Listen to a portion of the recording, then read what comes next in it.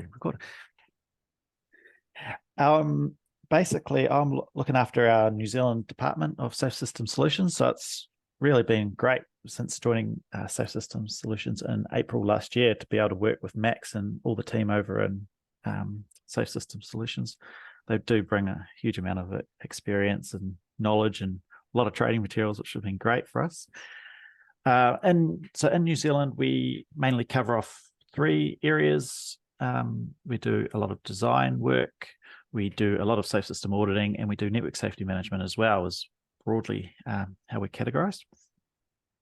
And we're luckily enough to do those, I guess, throughout New Zealand. So we've been doing safe system audits. I was out there last night doing a safe system audit for a bridge over a motorway. So we do motorways all the way down to little local roads. We've done roads in Tauranga, Wellington, Auckland, Hamilton, Rotorua, all the way of the gambit, really. So my experience for safe systems and safety auditing has been over a large number of years across a large number of scales of projects, which has been great.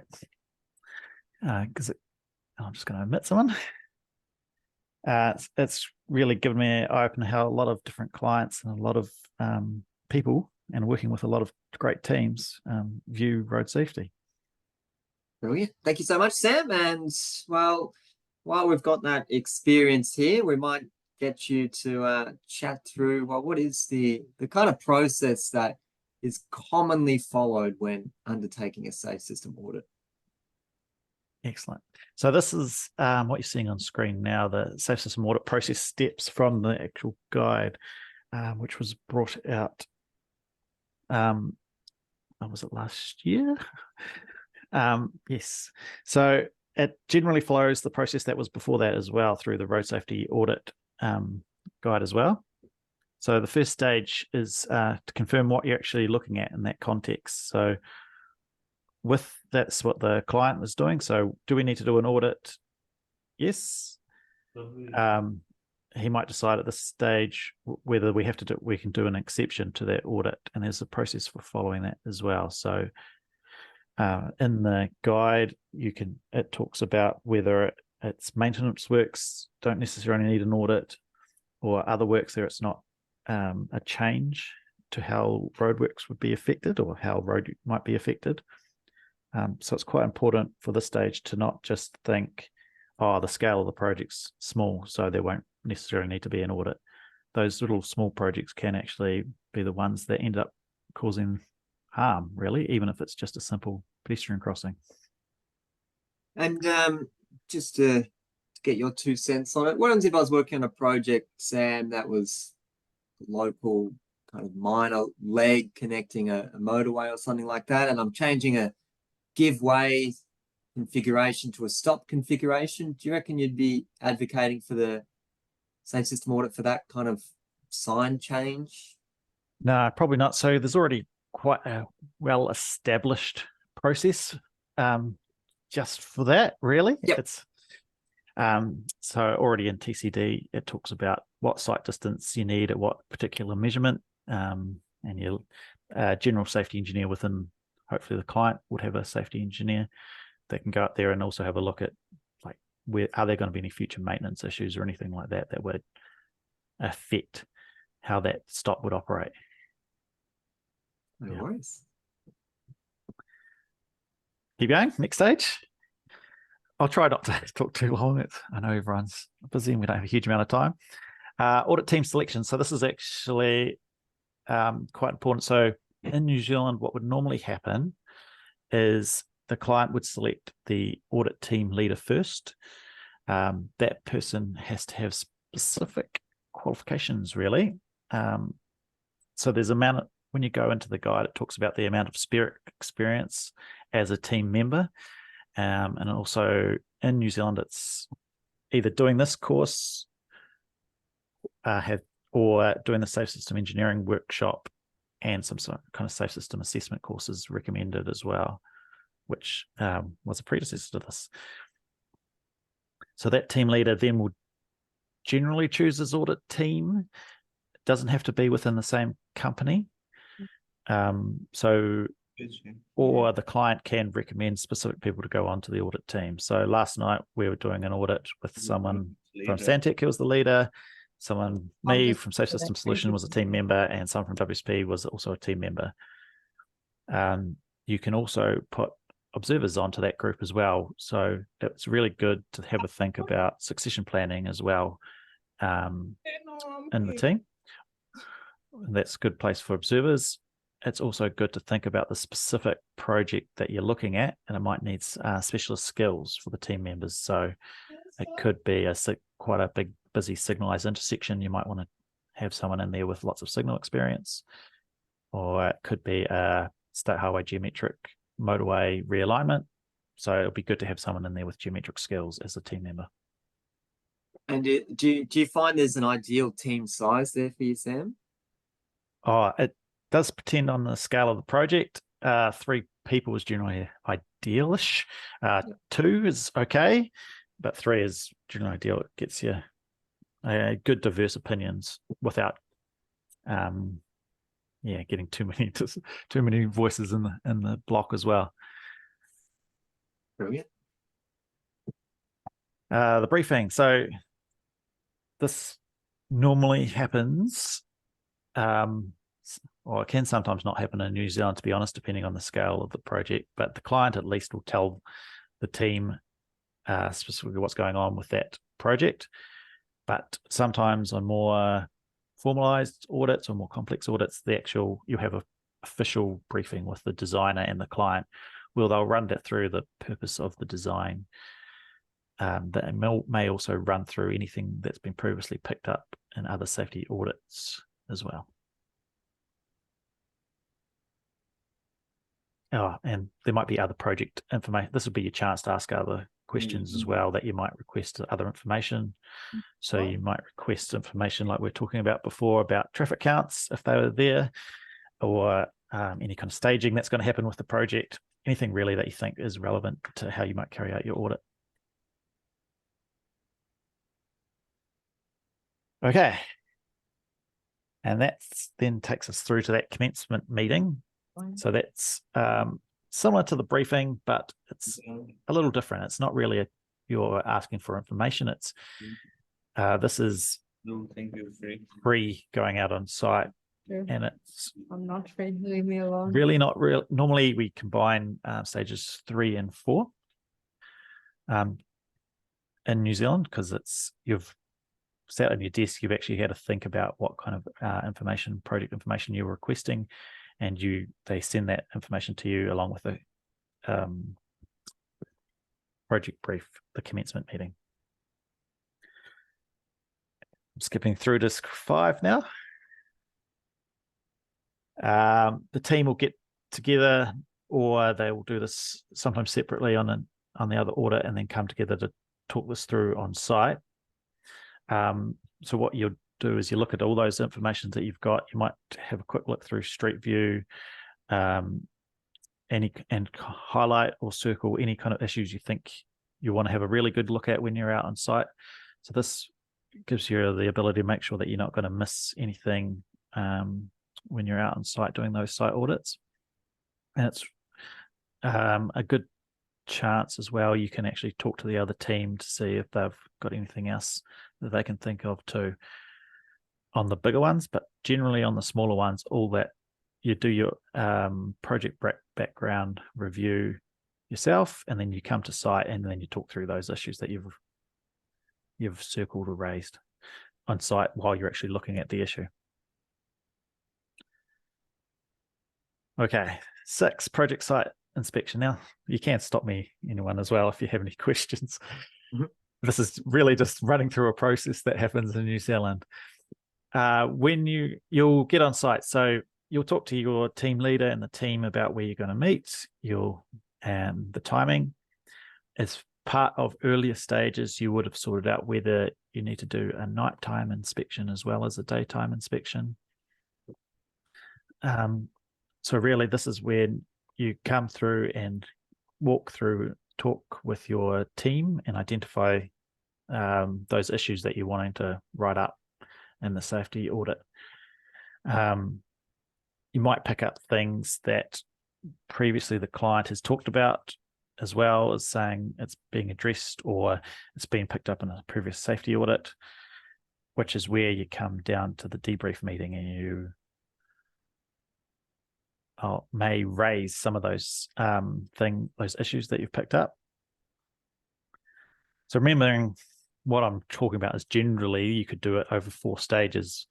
Some of these things are specifically for a stage 4, where in a debrief meeting you'd want to make sure you pick up those things that the client should probably get onto pretty quickly before you get to writing up your full safety audit. So it also gives you a chance to clarify some of the things that you've picked up. And with the site inspection, Sam, the role responsibility there is assigned to the safe system audit team, but is it common to go out with the client as well? Like, would you try and organize that site inspection with the client? I'd say it happens about 30% of the time in New Zealand. Yeah. So Okay. yes, Yep. it's relatively common. It's quite good to have them out there sometimes when they've got some in the background, but you also need to try and that gets tricky. You've got to make sure you maintain your independence when you're actually talking about the audit itself.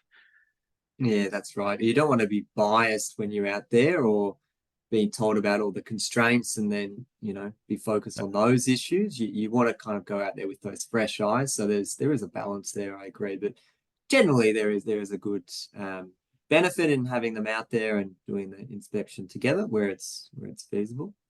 Another one for you, Sam, a pointy one. Do you reckon if you were doing a safe system audit of, let's just say, a proposed new motorway that's going to be carved into paddocks and, it's completely greenfield at the moment. Yep. There much use in you putting the boots on and going for a walk in 20 kilometers in rugged bushland, or what's your opinion on that? I would say no, because you might disagree with me. I guess my first instinct would be, the landscape's going to change so much.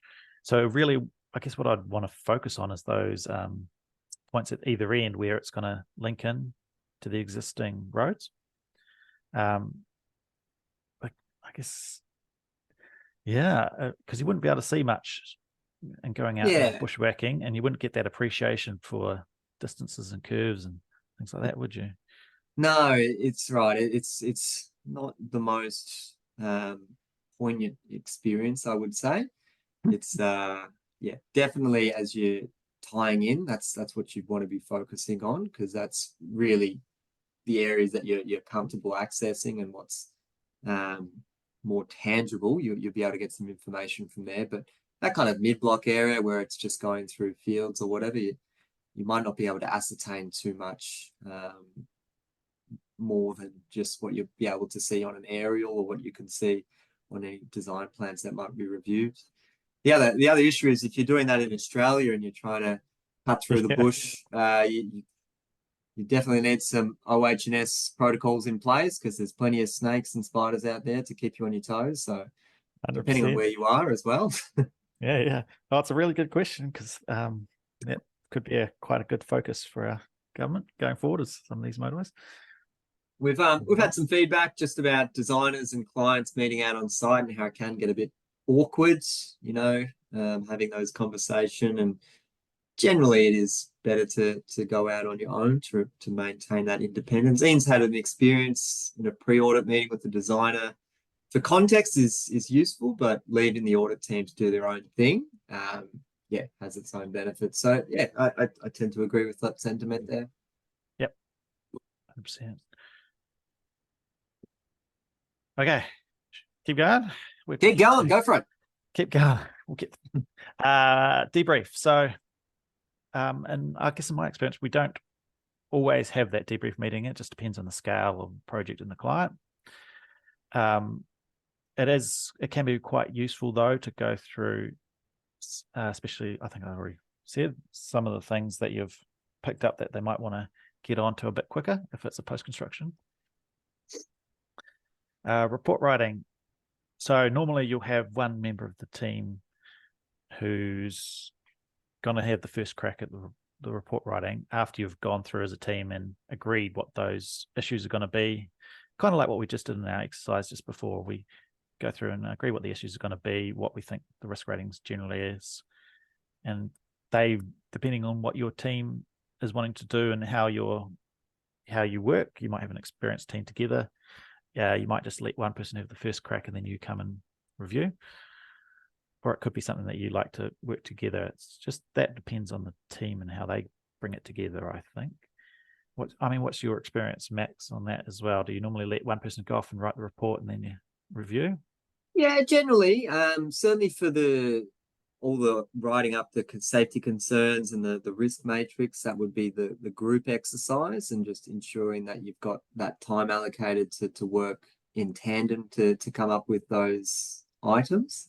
But I suppose filling in the prompts and filling in the meat of the report tends to be assigned to one person, just so there's that efficiency, I suppose, in delivering that project. Excellent. Yeah, fantastic. Yeah, that seems to be what we do too. Now you've done your report, you've had it checked, you've checked it twice, and you are comfortable and you've sent it to the client. So I know it says here designer responds to the report, but we always like to send it to the client because it's it does say it in the next step up. The client is the one that's commissioned the report. So ultimately you're working for them, and that's what we like to maintain. And then it's the client who decides to send it to, doesn't decide, who just sends it to the designer, whether that's an in-house designer or an external designer, to get their response. So we've actually, in previous modules to this, we've had a bit of discussion about designer response, which is always good to hear. It could be that the designer doesn't agree with your issue, that's fine. Or it could be there's a very good reason why they've designed the thing that they've done. But this is great because it gives the designer that opportunity to raise that. A lot of the time, though, they'll just say, agree, let's do something, or agree, but we just can't, it's not in our scope of our deliverable for this client, which is why it then gets elevated to, the next stage is that road safety engineer. There is sometimes some confusion about who the road safety engineer is here. This is the client's side road safety engineer.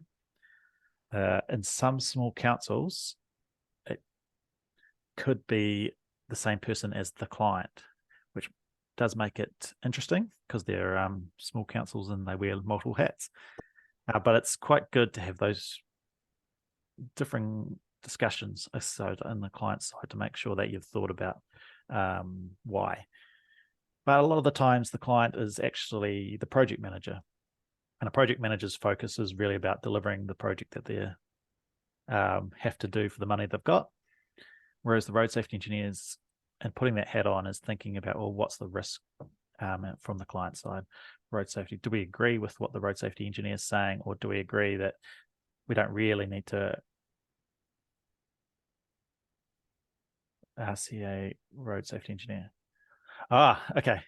So yeah, I'm always thinking the RCA is the client ultimately, but you're right.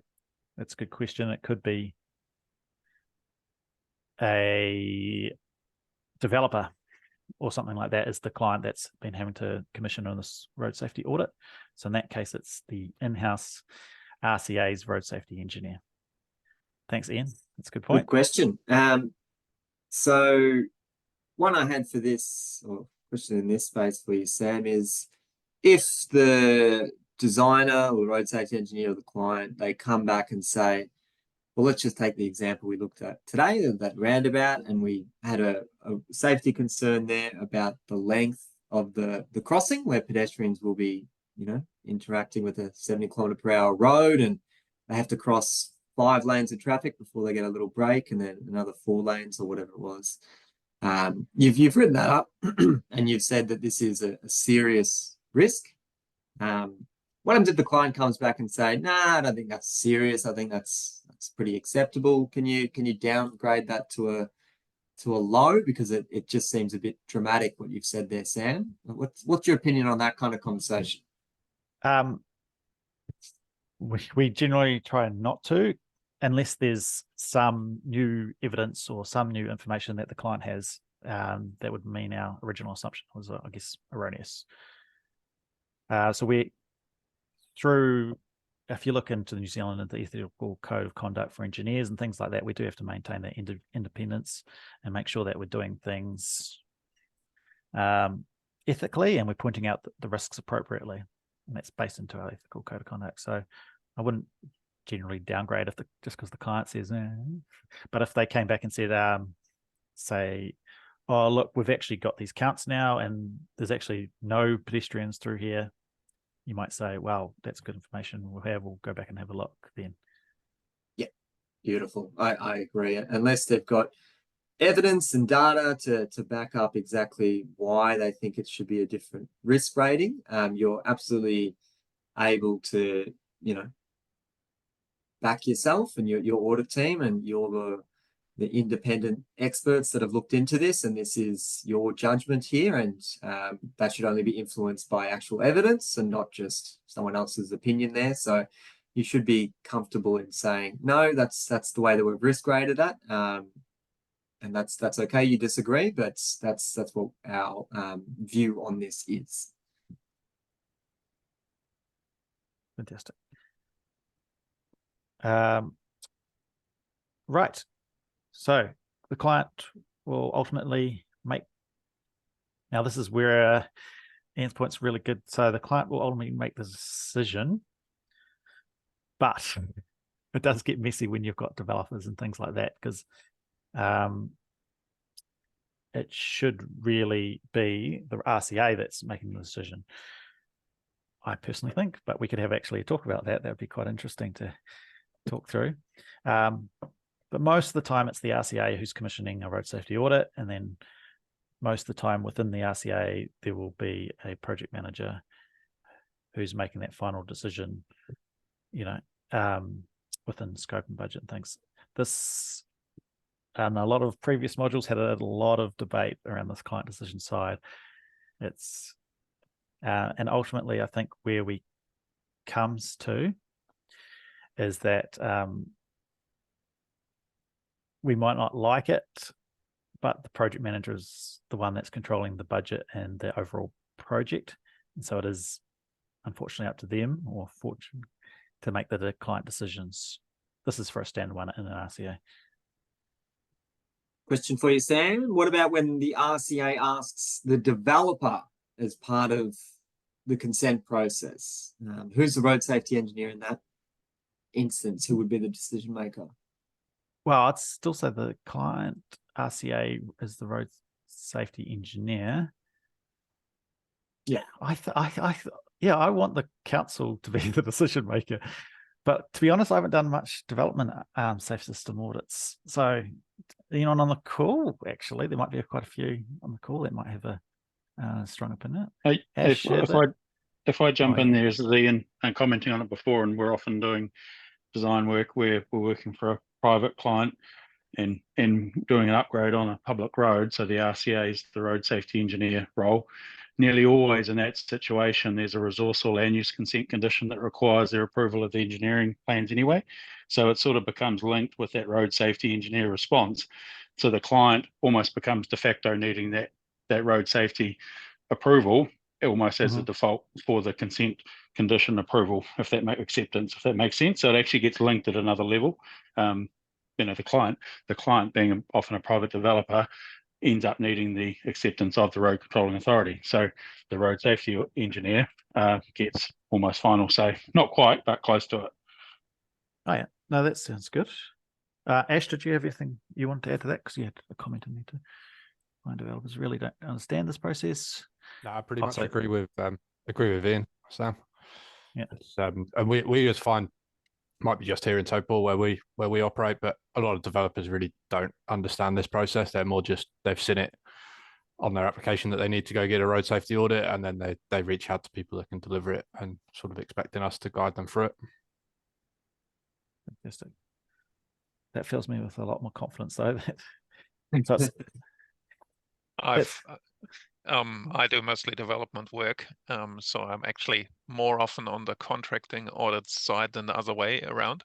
And yeah, it is absolutely an integral part on any larger project that we have to provide the audits for the developer, and then they get worked through as part of generally either the consent or the engineering approval process. Fantastic. Thanks, Max. Or Max 2. Hmm. Or Max 2. Excellent. Right. So all the tracking's done. In the form, you'll see there's all the template. Sorry, there's all these fields and everything like that to be filled out and signed off. Ideally, for a safety audit team, we'd ask that we get a copy back of the safety audit as well.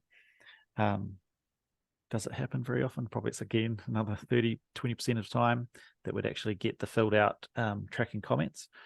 They're quite good for a safety audit team because it helps you understand how the thinking generally goes with safety audits for that particular client, how they see risk as well. But it's not necessarily mandatory. And then, yes, the decisions that were made above are implemented, and it's generally tracked through And whatever the client's way of tracking things are. Yes. question for you there. So yeah, you mentioned it's not always that we get that feedback, I guess. We don't always have the loop closed there from our perspective of people actually conducting these, say, system audits, but it is great to have. Do you have a gut feel of how regularly the safety risk recommendations are actually implemented?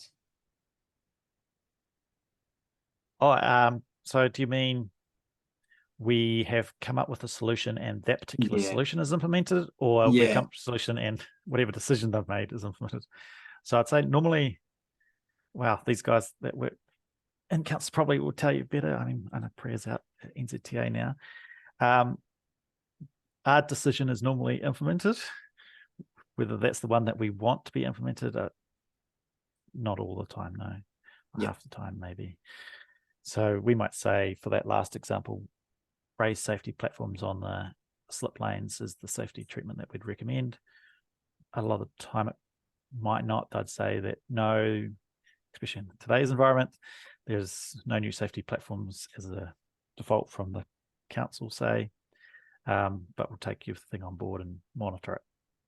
Yeah, and I think that's okay. You don't need to be dismayed if you're making these recommendations or you're proposing solutions and they're not getting implemented at the end of the day. But really, the role that you have if you're conducting a safe system audit is to identify these risks, to hopefully propose some treatments that can improve that. But at the end of the day, the project team has that accountability of how they are going to, invest in this project, and they're much more across, certain elements, how much budget they've got, what are their constraints within, political appetite, for instance, what are their constraints within the existing road width and the adjacent roadside area, if there's any environmental concerns and things like that. So all of those aspects, the safe system audit doesn't necessarily touch on.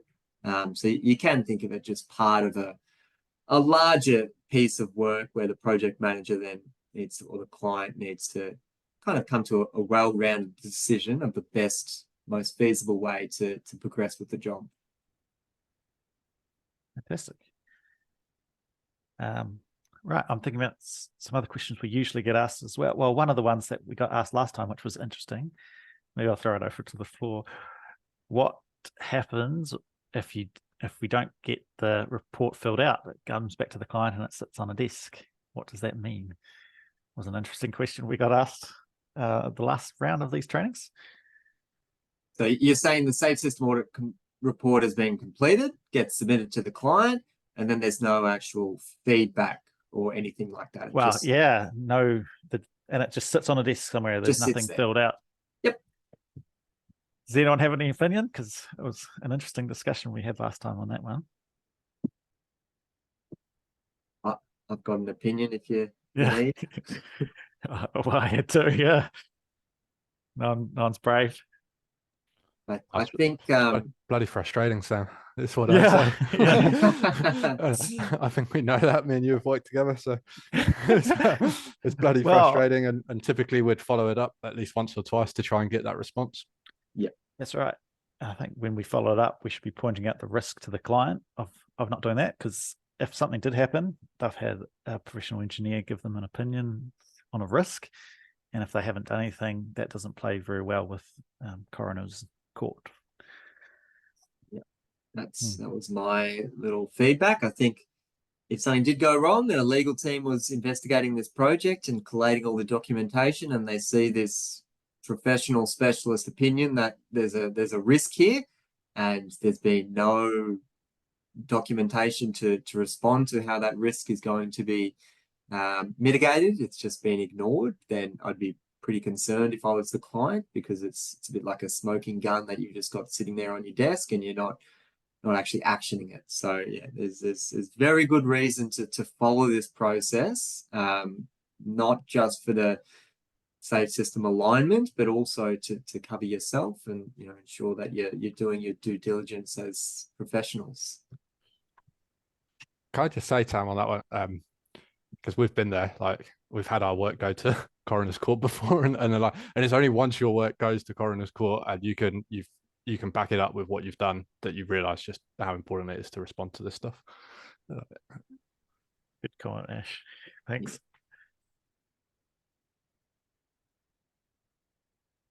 Great. Any Excellent. final questions there for Sam while we're still on the process?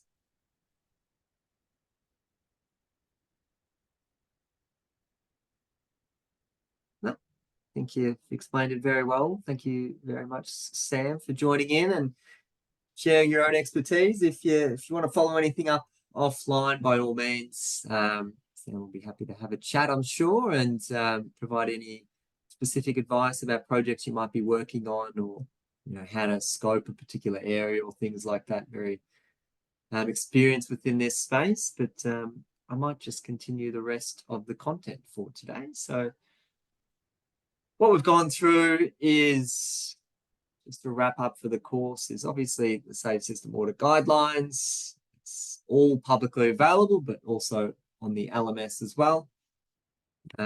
These documents from the Austroad Safe System Assessment Framework, Guide to Road Safety Part 6, Road Safety Audits. So the Safe System Audit Guidelines is an amalgamation of those two documents. So please refer to the one on the left there. When you are conducting safe system audits, there's not one type of environment that you could be working in. There's a multitude of different roads and road types that you could be auditing. And we've got some stereotypes that we've provided here, but I'm not going to run through all of them, because I think there has been some good discussion to date about these different environments and what risk factors kind of exist there. Really just wanted to capture that, you're not always working in major motorway environments or massive new signalized intersections. It could be a residential street you're conducting a safe system audit in. If you yourself are not familiar with the risks pertaining to that specific area, by all means reach out to personnel that do feel comfortable within that space. So to end I suppose the content, we did just provide some general photos of what these configurations may look like. You're welcome to just flick through them at your leisure, just to remind you that there's not one specific cross-section that you'll be auditing. There's going to be a range of environments. What I really wanted to touch on, though, to close out our session, is how to actually finish our training course. And I'll go back to our LMS so we can have a look together. We go on to just the main page here, and we can scroll down all the way to the bottom. We will see that for today, we do have a quiz that we need you to complete. The quiz is actually encompassing. It's taking information from all the modules that we've completed to date. So not just the information we've gone through today, but all the way back from the very start. So make sure you've got the previous module presentations open just so you can quickly refer to any of those trickier questions. But in order to actually obtain your certificates, we need to see a few things completed. The first one is we love to have course feedback. We genuinely use the information that we receive from participants about how they found the course and what things worked well and what things could perhaps be improved. So it's not going to take you too long, but we just love to see that improvement opportunities. Just let us know how you found everything. For those of you who are interested in sharing your participation in this course, we've also created this little link here, which you can click on. And it's basically like little badges that you can share onto your social media. So like LinkedIn or whatever you use. I'll just click and I'll give you a look at it. It'll take you to our websites. And if you scroll down, it's a range of courses that we offer. The Safe System Audit New Zealand is the one that we're obviously focused on for today. So you can click on that. And there's some of these badges that you can just right click and download. Some of them move, which is pretty nifty in my opinion. And if you wanted to post something on LinkedIn, you can save that image and upload that. We've also, to make things even easier for you, created a little bit of a template that you can just copy and paste. So you don't have to worry about thinking of the post yourself. There's just some information there for you. For those interested in sharing your achievement, we've done the legwork there for you. So you don't need to come up with that information for yourself. It's not a requirement. That's some of the feedback that we've had previously, that people want to have these badges, that it's handy for them. So we just provided that there for you. You'll see that at the moment, I'm unable to actually click on my certificate. And that's because I've been very lazy and I haven't completed any of the coursework. So that's the reason I can't do my certificate. But rest assured, once you have completed all the quizzes, all the coursework, so it says it's not available unless the course feedback is done. You've got the all the scores required for the coursework as well as for the assignments.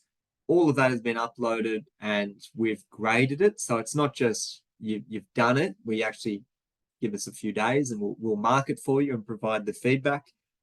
All of that grading needs to be completed. And once all that's done, then this becomes a hyperlink and you can just click on that and it'll take you to your individual certificate. So that's all kind of automated. So you don't need to worry about emailing us or anything like that about getting your certificate. It's all hosted here on the LMS, which is quite handy. The final assignment, which I'm sure would have gone through in the previous module, I just wanted to make a note that that one is due the 21st of March, so a week today.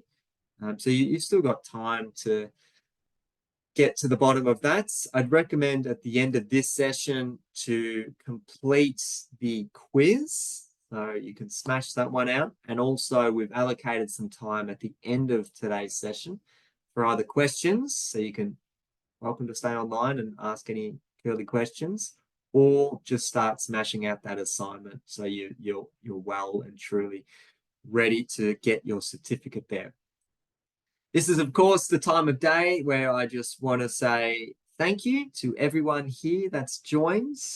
Thank you first to Sam for joining in today and sharing your own experiences of running with the Safe System audits and how it actually works in the real world, because the process at one aspect looks good on paper, but appreciate that, once you start getting into the delivery of it, it's slightly different. So it's good to have that information. We are always available if you want any clarification of the best way to run with these types of things, or you've got any confusion. It's been a really exciting group, actually. We've had lots of good interactions, good discussions, and we wanted to thank everyone here for being so affable and really happy to share your own experiences and getting involved with that discussion. It's a good opportunity to, you know, to reach out to those that you did discuss as part of the working group today. If you want to connect with them, you know, reach out to them on LinkedIn or whatever, just so you've managed to maintain that communication. That's good. But been wonderful. I haven't had you for the whole time, but from what I've seen, you've certainly impressed me. You guys know what you're talking about, and I feel comfortable in saying that we've got an excited next generation of safe system auditors on our hands. And thank you for all the feedback so far, and we wish you all the best with the assignment and with your future aspirations within this space. Anything else to close there, Sam? No, I just want to say thank you to you as well, Max. That was really good. Good session today. And to everyone here, that you're right, we did have some great discussions. It's always good to hear all those different viewpoints and things, which are always great hallmarks of a great safety audit as well. All those different viewpoints coming together. So thank you, everyone. Thanks very much. So we will close earlier today. By all means, reach out if you're confused about any points, and we'll be happy to provide that intel. But we hope you all enjoy your day, enjoy your week, and yes, take care, look after each other, and stay safe. Thanks, Max. Take care. Bye-bye. Thanks, everyone.